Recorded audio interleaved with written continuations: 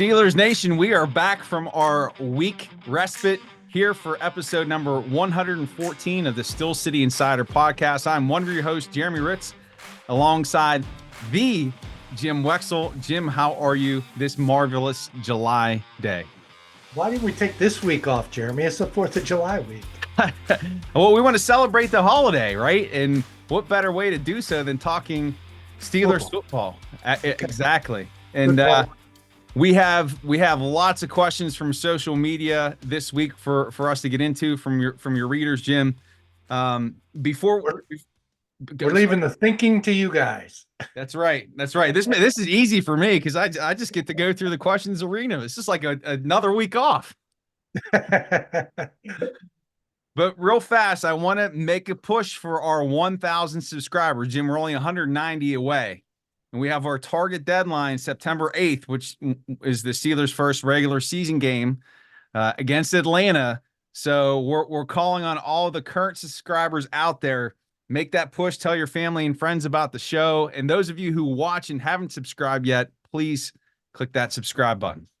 Oh, you know what I do too. You know, some people have YouTube on their TV. You know, they go to the bathroom. I get into there. I subscribe for them. That's pretty tricky. Your mom, whatever. You know, your mom's all of a sudden subscribing. She doesn't know what she did. Right. I like that. It's a little subversive action. So well, I see. You know, I think the last time we posted, it was like it's 790, not 98. And I almost put a message on Facebook, be the 800th. And so maybe we should like get a prize for the 900th and then a bigger prize for the 1,000th. I like it. We'll have to plan that in advance, though. Like coffee with Jim and Jeremy before the next game. Jeez, that would be one boring. It would be boring and inexpensive. Yes, that's true. It'd be very cheap. So aside from all that, let's get into it. We've got lots of questions here from the readers from social media. And Jim, I'm just going to jump in. Let's go through these. We have quite a few here. Mm-hmm. We're going to start with this first one. Right. I feel like I should need to be reading in like a Shakespearean voice or something, but I'll save everybody from that.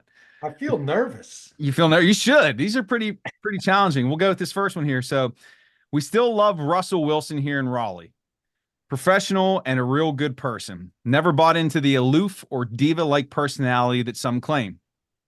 He had good 2023 numbers. Why did he fall out of favor in Seattle and Denver? And why is there hope for his success in Pittsburgh? You know, I don't get the diva thing either. And I don't think it's because he's a good actor now that he's at a new team and he coming off a bad year. As Mike Tomlin said, he was, what did he say?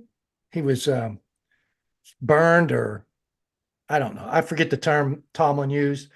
But in Seattle, he was first upset there when they fired the offensive coordinator and offensive line coach. And then he allegedly said, you ought to fire the coach and I think general manager. And he didn't. He has denied that. But so he's sticking up for the O-line coach and the offensive coordinator to start with. Then they trade him, for a bunch. A couple firsts, a couple seconds, a bunch of players to Denver. And then, he signs a huge contract. Denver, he didn't fit into their offense. And my understanding is it's the coach who was the diva there, the coach who was the egotistical one. And they were the lowest scoring team in the AFC or the NFL. Mm-hmm. But his numbers were great. And they cut him. They did what they did. They had to pay him $40 million. They would have had to pay him another $40 million if they had kept him through the spring. Mm-hmm. So, it looks ridiculous what Denver did, giving him up and still having to pay him $40 million, but saved him another $40 million. I believe those are the numbers. I really haven't studied this too much, but I watch him practice. And I talked to him in the locker room. Seems like a great guy. I think the team's going to rally around him. The reason I don't think it's an act, what he's putting up with us, quarterback of all these years would learn how to put on an act with this third team, especially a guy that's been in 2 Super Bowls. He's been through this. He's been through all the media. He gets it. And I don't think it's an act because that's how he was when he was coming out at the combine. When I told you before, I interviewed him for he gave me like 20 minutes one-on-one. Yeah. And I reminded him of that, and he smiled. He was really cool. He said, call me Russ. I said, hey, Russell. And so I don't think it's an act because this was how he was coming out. He was very polished. He's smarter than the average dude. Yeah. He comes from, I did look this up. His great great grandfather, I believe, that was a slave, and his other great grandfather, his great grandfather, was president of Norwalk University. He was like a Wow. president, some academician. So he's had both kind of a rough upbringing and a polished upbringing, and he is a polished dude. Yeah. He's well educated, smart guy. So anyway, I don't think he's a diva. I think he's going to work out great here. I don't know why he couldn't fit into the Denver coach's offense. I'm unsure of that. It was your X's and O's experts that can fill us in on that, but I think he's going to be fine. Yeah. And I know I was a little bit harsh on Wilson whenever that signing first took place because I talked about his, his saccharine sweet positivity, which whatever that doesn't mean anything about play on the field. But for a guy like Sean Payton to be critical of Russell Wilson, if we're going to examine character, and I'm not going to be the morality judge here, but we could just go look at if we looked at character resumes for Sean Payton versus Russell Wilson, I think Russell Wilson would win in that court of debate, at least from my perspective. If you say so. I don't know enough about Yeah, I won't get into Sean Payton. Yeah. I keep wanting to call him Peyton Wilson. That's why I hesitated before. Sean Blasphemy. Payton. Blasphemy, Jim. Blasphemy. Well, it's understandable. Right. Well, here's another quarterback question, just going along, sticking with this theme. This one comes from another reader. What are the chances that this Russell Wilson, Justin Fields dice roll actually works? Finding a QB is hard, and if it was as easy as going out and signing one or throwing a 6th-round pick away, wouldn't everyone do it? Has this scenario ever worked before? Has the scenario ever come up before? I mean, look at the numbers that I just, I think 40 million is the right amount. 40 million for this year, and then it would have been another 40 million next year if they didn't get rid of them. So, I mean, when has that ever happened before? I can't remember a similar scenario. As far as Justin Fields, I mean, he was a bust. And you pick up busts for 6th-round picks, and conditional 6th-round picks, could be a 4th-rounder if he plays enough. I think they just got lucky. I think their recruiting effort paid off. I think Mike Tomlin understands that recruiting is necessary now in free agency, and he does a good job of it. He's an energetic, likable coach from day one when these kids meet him at the combine at the Senior Bowl. So he begins his recruiting processes there. Yeah. So it's part recruiting process, part this has just never happened in the case of Russell Wilson. So they got lucky. And yes, finding a quarterback is not easy. I think these circumstances, perfect storm, has come together to give the Steelers this chance. Whether it will work, I'm unsure. But I think Justin Fields, those kind of things happen all the time in the NFL, where a bust gets traded for a low pick. But now that he's just going to be a second teamer, and he can spend this year reconstructing his mechanics, I mean, that makes it worth the while. And that circumstance is different too, because Fields is a backup to an older quarterback, can learn a lot. And that older quarterback's on the last year of his contract. So it's just a perfect storm. I don't know that this is kind of was planned or can be planned by anyone. And so, yeah, they had to take a chance. It is hard getting another quarterback. And that's why I don't think they should be criticized for what they did with Pickett. I don't think he was handed anything. I thought Trubisky was going to take that job, and you had to take a quarterback since Ben retired. Yeah. My only criticism of their entire handling of this quarterback situation, and people still refute me on this, and with good reason. Lamar Jackson doesn't win in the playoffs, but they should have drafted Lamar Jackson instead of Terrell Edmonds back when Ben was getting old. They didn't want to get Ben mad, but Aaron Rodgers got mad, Brett Favre got mad, and you have guys to replace him. Joe Montana got mad, and Steve Young replaced him. Well, they didn't want to make Ben mad. They didn't want to make Dwight White mad back in 1979. They cut Dwayne Board instead of him. So that's a totally different position. But the Steelers have a little history of loyalty to their Warriors. Yeah. Yeah, definitely loyalty to their Warriors. I like it. There's precedent with the Steelers in terms of reclamation projects, but not where they're trading a late round pick for a starting quarterback. So it will be interesting, and it will be the primary storyline this season. Shifting over to the offensive line, Jim. Here we go. Here's your boy Danny Moore. I think Dan Moore is our backup left tackle and left guard now, and our starting left guard next year. What say you? I don't think he's the backup left guard, and I don't know. I've never watched him play guard. I don't know that he has that kind of mobility. I think they want, with the guys they've drafted and signed, you got Siamalu, James Daniels looks like he's going to be a free agent next year. McCormick and Spencer Anderson is a backup guard right now. Yeah, he's a converted tackle, also played center. I think he'd have more mobility than Moore. I think they want to get back to the David DeCastro days, getting these guards outside.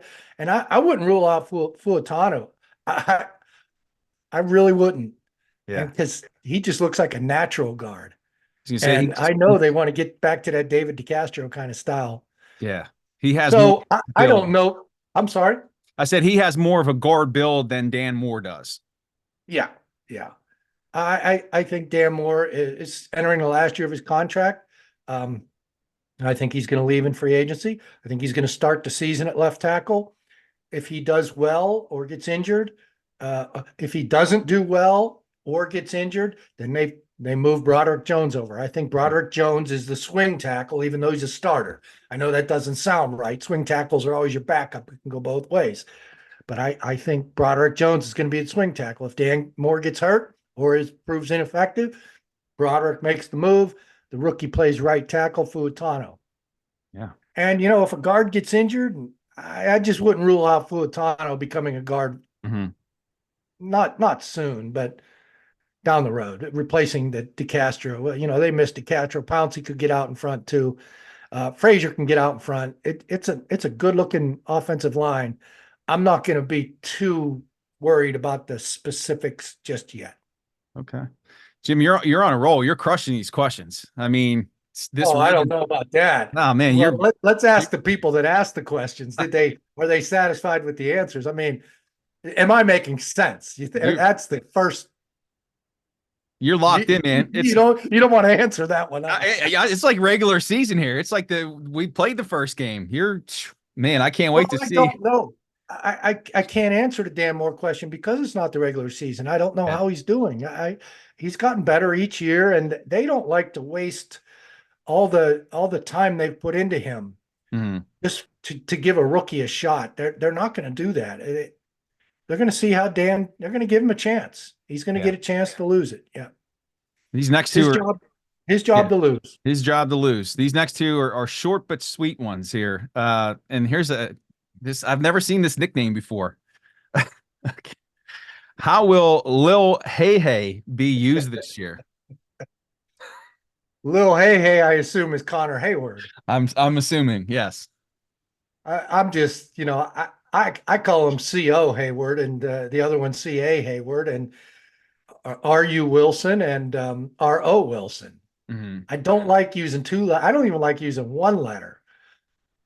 But Connor and Cam Hayward. It's just writer nerdiness. Don't follow me down that rabbit hole.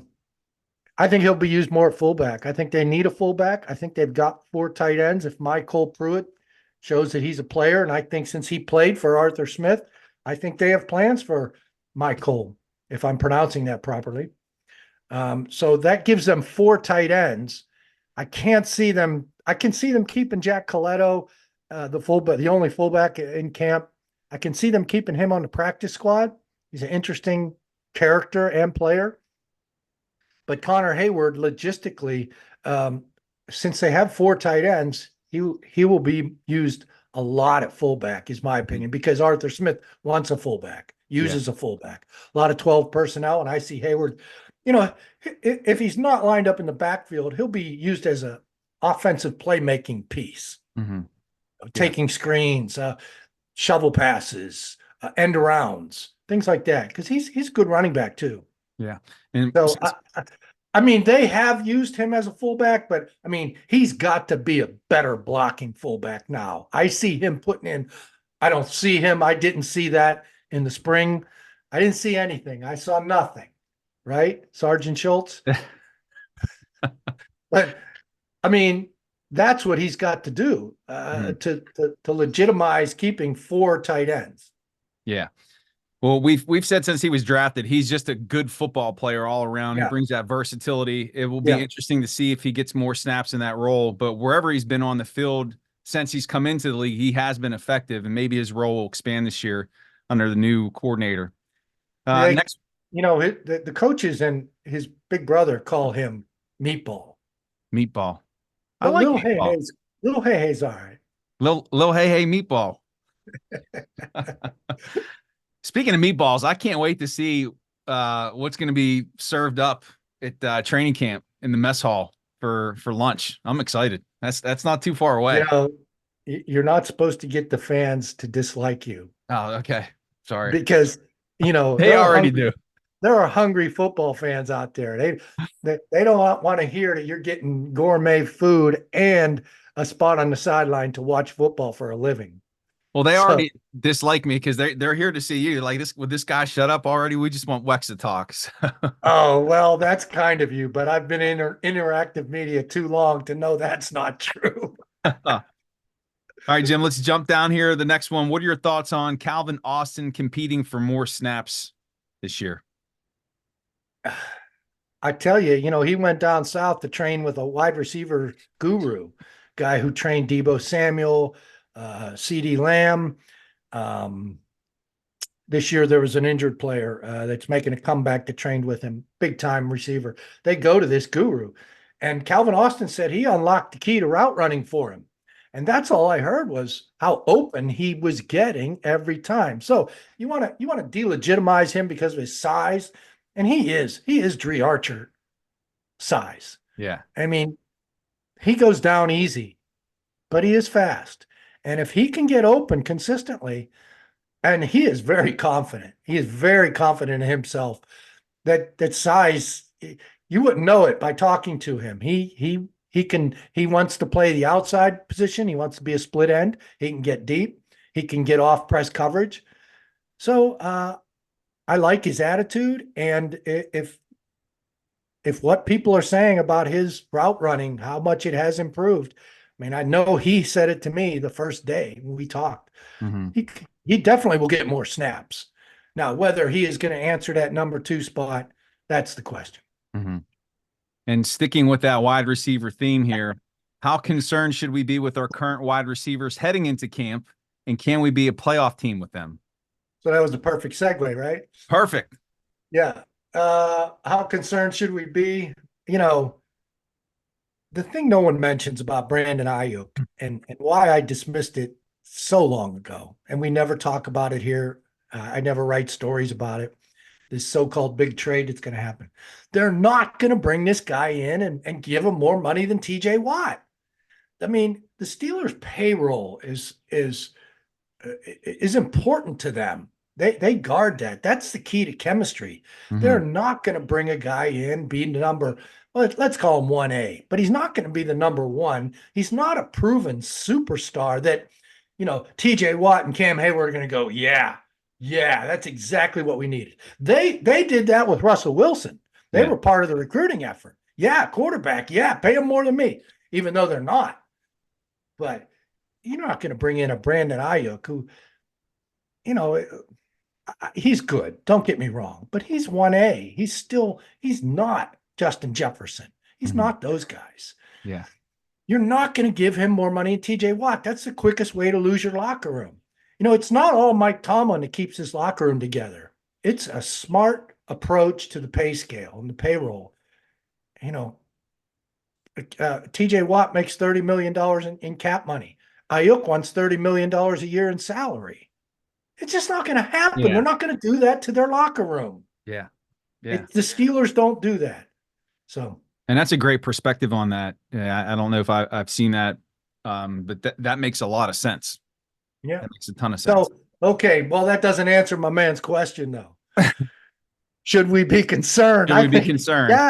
yeah, it's piece number 22. Mhm. I think there are 30 pieces. And I think it's piece number 30.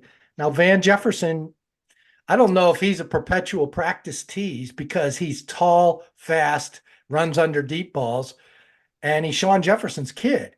And so, I mean, he looks like he'll be the natural, but he hasn't been that guy. Mhm. So, and Quez Watkins, he's just a speed threat, and Scotty Miller is just a tough little inside guy. Pickens, Austin, Jefferson, Roman Wilson. Let me talk about Roman Wilson a little bit. He went up and he can get up, he can get open, and he's got great hands. But Mhm. when he would come crashing down to earth, he would lose the ball. So, I mean, he shows you that he has all that stuff, but he really so many times. Again, I didn't see nothing.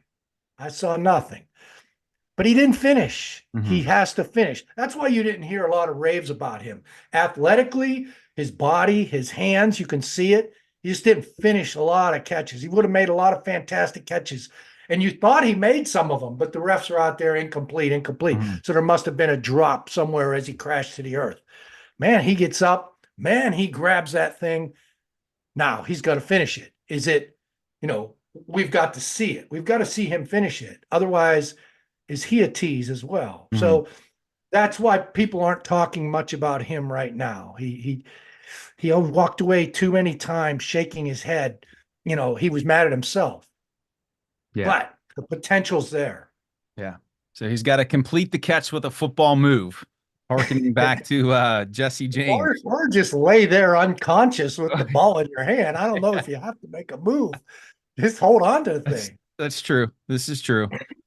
All right, so we're shifting over to offensive coordinator question here. So, how much wide zone will Arthur Smith insist on using in the running game, and how often will he continue to use the man power blocking stuff that they were clearly best at last year? See, every new offensive line coach since Munchak has come in here saying we're going to do outside zone. They start it and then they scrap it. I think now they have the linemen with these Mhm. young. I mean, Fuatano is going to be able to move. I think they're going to be able to. I think they're going to be able to do it. I assume Arthur Smith is going to be their best, from an O lineman's perspective, the best offensive coordinator they've had since, well, Munchak. But I mean, offensive coordinator. Munchak wasn't the offensive coordinator since Wisenhunt. He Mhm. was a tight end. Malarkey was a tight end. Those guys get it. So he was Arthur Smith was an offensive lineman, offensive line coach, and now he's the offensive coordinator. Um, I believe they're going to be able to do whatever they want to do with that offensive line because it's full of athletes now. Yeah. Yeah. Well, that's encouraging. And with the strong running game that was in place last year, you would have to think that it's only going to improve. And like you said, with the versatility of these offensive linemen, they should be able to play that type of scheme. And I didn't answer the previous question fully. And with the offensive line, the running game, and the 4 tight ends, and decent quarterback, and George Pickens, yes, I think they can go far in the playoffs if Van Jefferson, Roman Wilson, Calvin Austin come on and show a little bit more than they did in the spring. So yes, I think I didn't answer the question. Can they make the playoffs? I think make the playoffs or go far. I don't think just making the playoffs with this group. This is a talented group. Yeah. This is a more talented group than they've had through the last 7 years when everybody is crucifying the coach because he couldn't win a playoff game. Those teams weren't built. Those teams, and when they lost either an Antonio Brown or Le'Veon Bell and then a Ryan Shazier. And I think Ben missed one season. And then Ben got old, and then they had a rookie quarterback. I think this team, yes, this team can, and a second wide receiver, I'm not going to use as an excuse. Mm-hmm. Now, if they have a series of injuries, but I think this is the deepest, best team they've had since probably 2016. And, that 2016 team, they had some serious holes. They went to New England with who was the contact catch guy? Colby Hamilton was. Oh yeah. Corby? What was his name? Kobe? No, Kobe or Colby? Colby? Yeah. Yeah. Hamilton. Yeah. Yeah. Hamilton. Am I aging myself with that reference? I didn't get it, if that says anything. Fast Times at Ridgemont High. Oh, When Spicoli, Sean Penn walks into the sheets at the end, and Hamilton had thrown coffee in the burglar's face. And Spicoli, all stoned, said, Hamilton. So anyway, yeah, we're way off track now. Kobe Back to the Hamilton. questions. Back to the questions. We only have a few more here. Kind of going along with the running game question. Would it be reasonable for fans to assume the QB will be a component of the running game this season? He is going to be, but I don't know that it's going to be planned.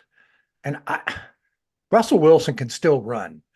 And Russell Wilson's going to run without it being planned, because he's going to do a lot of play action bootleg stuff. Mm-hmm. He's got to get out of the pocket. He's too small. So he'll do a lot of that, and he'll just naturally take off at times. He's still got the speed. He's still got the courage. I see that being an unplanned part, much more so than Pickett. Yeah. You'd have to go back to Ben's young days for when it was last a factor here. Justin Fields, I'm one of the few who doesn't believe they're going to have packages for him.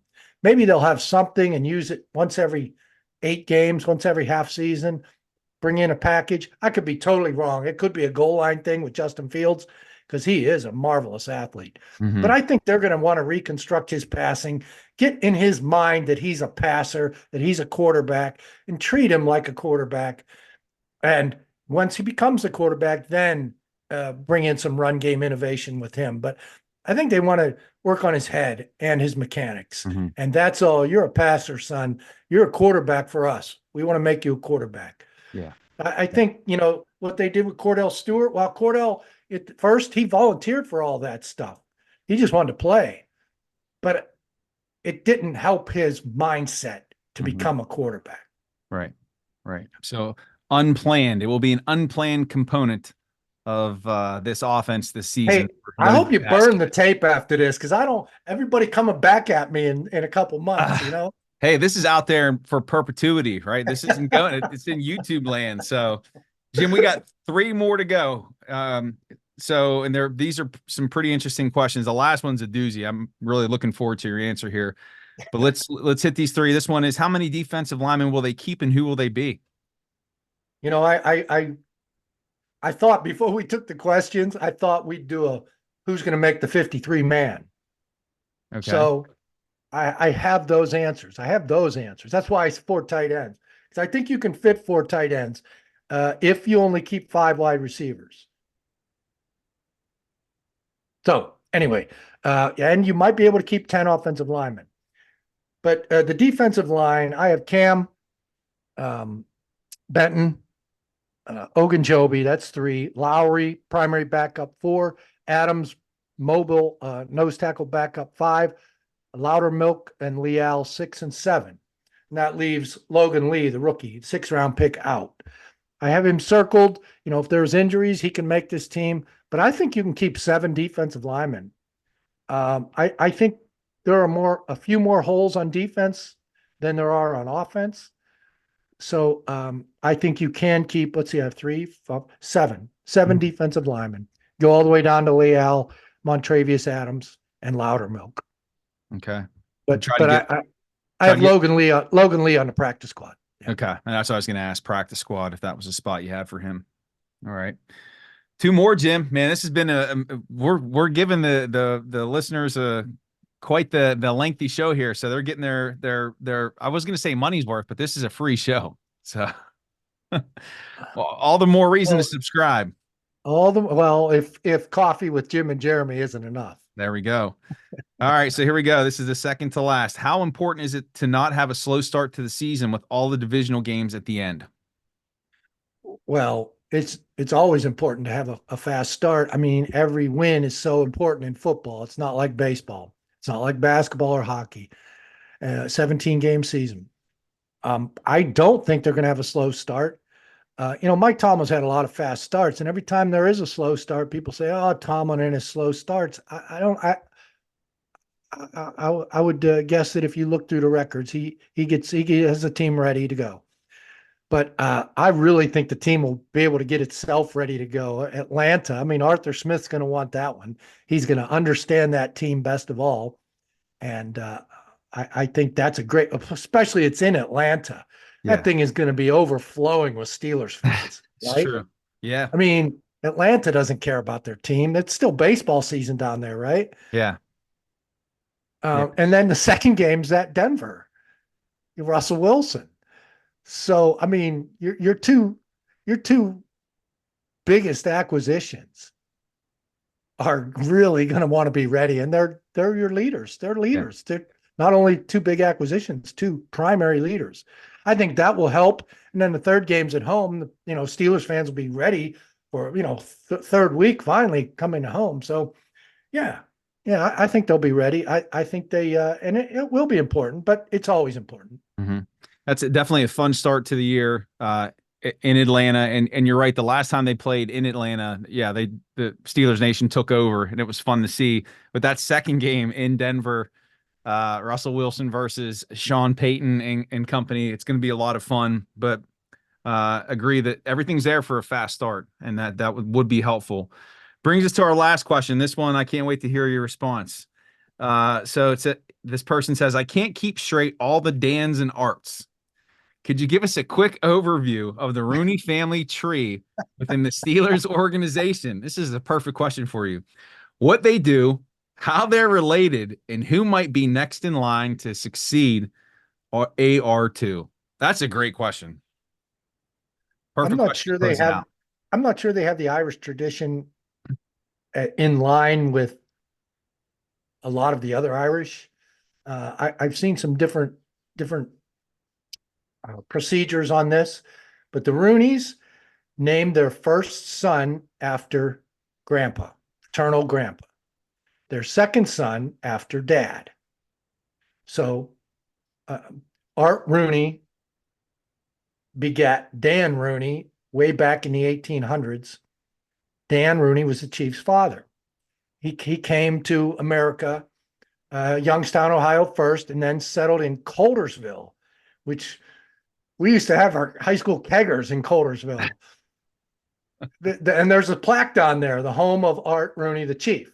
So Dan Rooney opened a saloon in Coldersville, kind of between McKeesport and Irwin on the Octagany River. And he opened a saloon, and that's where the Chief was born, named Art. His grandfather was Art. The next son was Dan, Father Silas, who went to St. Bonaventure, and they had training camp at St. Bonaventure. They had Jack Butler came out of St. Bonaventure. It was a bit of a feeding a farm club for them.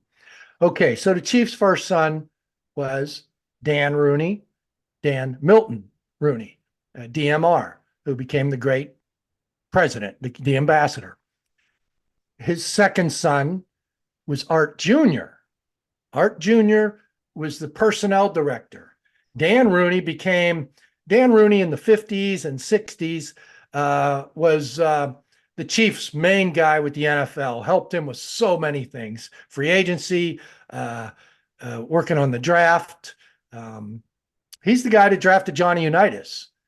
They had to talk Kiesling into drafting Johnny Unitas, and they couldn't talk Kiesling out of cutting him. But Dan was working the draft with Ray Byrne, the funeral director. That was their draft team. So he named his first son Dan. His second son, Art Jr., took over the personnel and was in charge of drafting. He was the Kevin Colbert. He was the Omar Khan, her head of personnel, Art Jr. Dan had a son, first son, Art, Art 2, who is now the team president. His second son, Danny Jr., is a scout. Danny Jr. Yeah. Yeah. Okay. So now we're down to Art 2. His first son is Dan Martin Rooney. So it's not a junior because DMR was Dan Milton Rooney. Art 2's son, Dan, in his mid-30s, went to Dartmouth, got a master's at Wharton, played quarterback at Dartmouth, has been a scout, has been a assistant coach, worked the bottom levels of both departments, but he's in line. He's in his 30s. He's in line to be the next president. Okay. So that's Dan. I hope you got all that. There's going to be Dan, a quiz when we have our yeah. coffee with the 1,000 subscribers. So Dan Milton Rooney is the former Dartmouth quarterback. No, what's that's Dan Martin Rooney. Come on. Get your Dan, DMR straight. All right. So Dan Martin is the one that we need to keep our eyes on as the potential successor. Yeah. Well, he will be the successor. He will be the successor. Okay. So Dan I don't know if Martin. I was clear on all that. Art 2 is not Art Jr. Art Jr. built the 70s as the personnel chief. Yeah. Yeah. Dan, the original Dan was from Ireland. His son Art went to Wales. I think now I'm screwing myself up. Art was the original from Northern Ireland. His son Dan went to Wales, and then over to the United States, Youngstown, Coldersville. The chief was born in Coldersville. His son Dan and Art Jr. ran the team and built the team in the 70s. Dan's son Art 2 is now president. Dan's son Dan Jr. is a scout with the Steelers, one of the last from the old-time scouting crew now that Phil Kreiler retired. Mm-hmm. Art's son Dan is in line to the throne. Awesome. Man, I hope I got that all right. I hope it made sense. I know I got it right. I hope it made sense. It made sense. Yeah. No, that's fascinating. I mean, that's the first I've ever heard that discussed. On any Steelers outlet, any publication. So what a great way to close up episode 114. So I wonder what episode it will be whenever he assumes the throne. Would it be like 250? Who knows? I tell you what, remember when Bo was on a couple weeks ago and he said, Yep. Even the highest upper echelon guys say hi to Jim. It made me feel really good. It made me think, you know what? That's true. I get along with Dan. These guys like Phil Kreidler, they retire and I lose, a guy I can go to for information. Not that he would subvert his team or give away draft plans, but he would always help with background information. And there are young scouts moving up that, I talk to Danny Colbert every time he sees me wearing Ohio U stuff. He went to Miami, Ohio. And Yeah. and I've got an Ohio U shirt on now. There you go. Bobcats. He hates that. It drives him crazy, but it gives us something to talk about. Yeah. And so, and Dan Martin Rooney, I get along with him really well. It's just the road goes on forever, as the Allman Brothers once sang. Well, the road went on for a long time here today, but it took us to an insightful place. Yeah. And what a great episode. Tons of great insight here, Jim. I know I appreciated your answers, and especially that last question. That was outstanding. So real fast before we close up the show, new book coming out. Yeah, it's coming out October 1st, but you can pre-order. Look at my Twitter feed, Jim Wexel. You'll see it. I have it pinned to my Twitter feed up top. There's a link to pre-order. But I tell you what, if you buy them off me, I can sign them and write a personalization to somebody as a gift, like if you get it for your dad for Christmas. So, and it's like a $42 book. It's a coffee table book on the history of the Steelers. I don't put my Dan and Art Rooney explanation in there, but I probably should have. But that's how I got to know that. I got most of that from the Rooney book by Rob Ruck. I got a lot of information. I have a lot of books, and it's in this coffee table book. A lot of pictures. Big old book. It's like $42, but I think it's gonna be worth it. You set it on your coffee table, have people over, all kind of pictures, and it's 160 short vignettes of the history. So I had to cut words down, because, I have a lot of facts, and Yeah. them putting a 250 word limit on my stories really made me get to the point quickly. I had to Yeah. cut a lot of stuff out, but 160 vignettes from the 1920s up to today. I think the last chapter was Cam Hayward winning Walter Payton Man of the Year award. Awesome. Awesome. Well, what better person to learn about Steelers history from than UX? Everybody, make sure you check that out. We'll make sure that's linked in the show notes. And that's going to do it for episode 114. We are not off next week, so we'll be back to you with a brand new episode next week. Have a phenomenal July 4th holiday. Jim, take care. I'll see you next week. Happy 4th out there, people. Take care. Take care.